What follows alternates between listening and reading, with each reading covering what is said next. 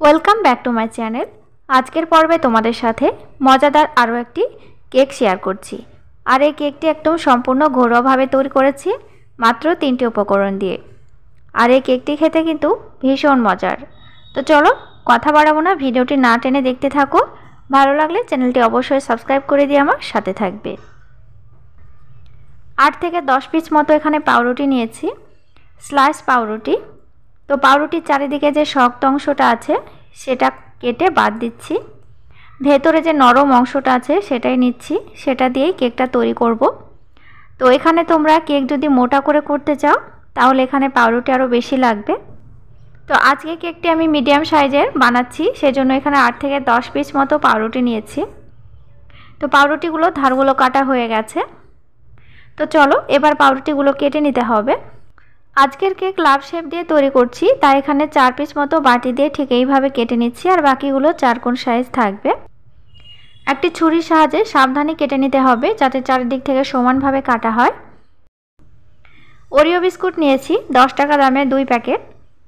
তো এখানে বড় প্যাকেটগুলো 1 প্যাকেট নিতে পারো, তবে আমার এখানে 2 প্যাকেট লাগবে। 2 প্যাকেট ওরিও বিস্কুট দিয়ে মিডিয়াম সাইজের একটি কেক সুন্দরভাবে তৈরি হয়ে যাবে। আবারও ঠিক একই পদ্ধতিতে আমি সাদা ক্রিমটা বের করে নিচ্ছি, আর ব্রাউন কালারের যে বিস্কুটটা আছে সেটা আলাদা করে রাখছি। এরপর হাত দিয়ে কুচি করে ব্লেন্ডারে দিয়ে মিহি করে গুঁড়ো করে নিতে হবে, ময়দার মতো। দেখো ঠিক এইভাবে গুঁড়ো করে নিয়েছি। এবার দিচ্ছি এখানে মিল্ক পাউডার, গুঁড়ো দুধ। তরল দুধটা দিয়ে ব্যাটারটা তৈরি করতে পারো, তবে এখানে আমি মিল্ক পাউডার ব্যবহার করেছি তাই উষ্ণ গরম জলটা ব্যবহার করছি। তো তোমরা যদি দুধ দিয়ে ব্যাটারটা তৈরি করো তাহলে গুঁড়ো দুধটা বাদ রাখবে। এবার আস্তে আস্তে নাড়াচাড়া করে সুন্দর ঘন ব্যাটার তৈরি করে নিচ্ছি। ঠিক এইভাবে কিন্তু একটু ফেটাতে হবে, তাহলে খুব ভালোভাবে ব্যাটারটা তৈরি হবে। তো দেখো ব্যাটারটা এরকমভাবে তৈরি করে নিয়েছি, খুব পাতলা হবে না, খুব গাঢ় হবে না, একদম গামাখা তৈরি করতে হবে। আর এখানে সুগার সিরাপ তৈরি করার জন্য 2 চামচ চিনির সঙ্গে সামান্য পরিমাণে জল দিচ্ছি। নাড়াচাড়া করে চিনিটা গলিয়ে আঠালো সিরাপ তৈরি করে নিচ্ছি।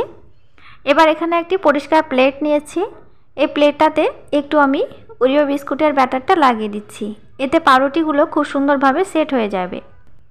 তো পাউরুটিগুলো আগে থেকেই কেটে রেখেছি, এবার পাউরুটিগুলো আমি লাভ শেপ করে রেখে দিচ্ছি, আর ওপর থেকে দিচ্ছি সুগার সিরাপ।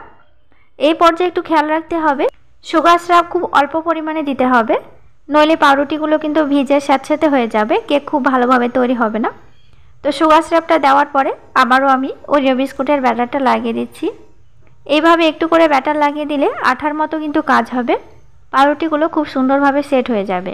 বন্ধুরা যারা এখনও আমার চ্যানেলটি সাবস্ক্রাইব করোনি তারা অবশ্যই সাবস্ক্রাইব করে দিয়ে আমার সাথে থাকবে, আর সাথে অবশ্যই লাইক এবং কমেন্ট করবে।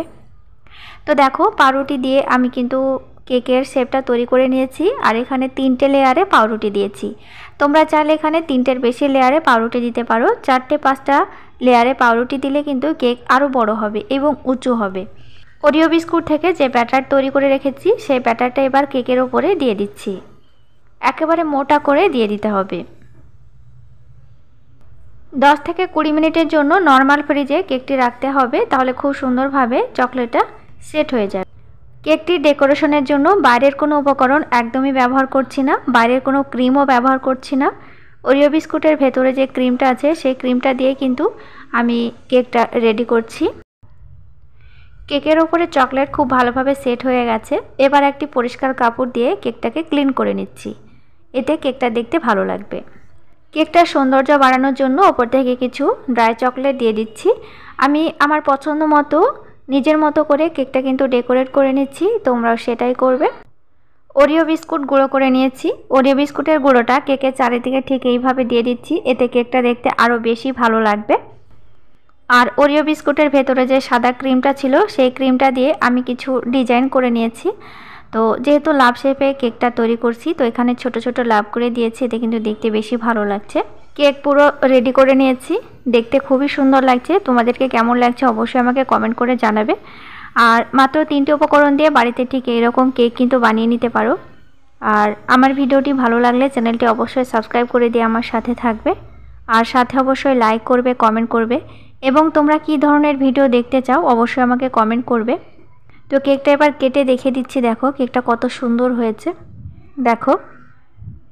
তো এই কেকটি খেতে কিন্তু ভীষণ মজার। তো ভালো থেকো, তোমাদের সাথে আবারও দেখা হচ্ছে পরের কোনো ভিডিওতে। আমি আশা করি আমার ভিডিওটি তোমরা পুরোটা দেখেছো, আর ভিডিওটি দেখার জন্য তোমাদেরকে জানাই অসংখ্য ধন্যবাদ।